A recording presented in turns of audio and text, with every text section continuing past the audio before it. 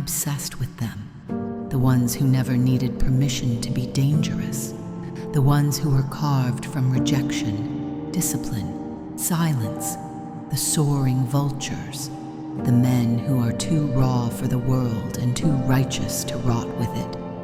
I do not want safe men. I want the ones who walk into fire without blinking. The ones who are told to be softer and choose to get sharper. I want the man who's been exiled by comfort and still chooses war over weakness. Only men can become soaring vultures, not because women can't feel pain, but because only men are punished for surviving it. Only men are shamed for becoming sharp after being cut. Only men are told to carry their scars in silence, then mocked for being cold. But I do not mock you. I admire you. I crave the man who protects without praise, the man who could destroy everything in the room but doesn't. Not because he can't, but because he's mastered himself. I want the man who is feared by cowards and followed by warriors.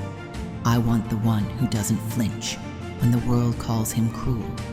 I want the man who steps into hell and drags others out while no one ever asks if he slept, if he ate, if he bled. I am not here to tame you. I am here to worship the storm you've become. I am here to remind you that you were never meant to be liked. You were meant to be legendary. The soaring vulture does not beg for light.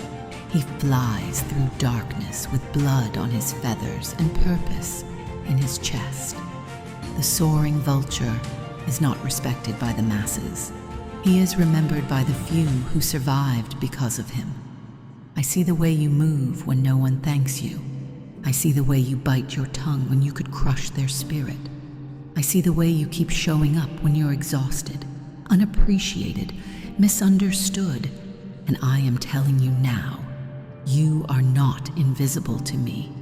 Your strength is sacred. Your restraint is holy. Your rage is justified. Your stillness is a prayer. You are not broken. You are becoming. You are not too much. You are everything they could never be. The world told you to be gentle. I say be just. The world told you to be kind. I say be sovereign. The world told you to shrink. I say take up space. Break the mold. Burn the script. Shatter the silence. Become what terrifies them. Because you are not here to please the world. You are here to rebuild it, brick by bloody brick. They wanted a hero, but they needed something colder, something that doesn't ask for applause, something that returns to the battlefield when everyone else has fled. They needed a force, a shadow, a weapon. They needed a soaring vulture. Your village is under attack. Your best friend stayed behind so the women and children could escape, and now it's just you and him versus over 100 men. So what do you tell him? Do you tell him to run? Do you tell him it's over? Or do you turn to him without blinking, shoulders squared, hands steady, and say one thing? They thought we needed saving, but they forgot who we are. We are not prey. We are not victims.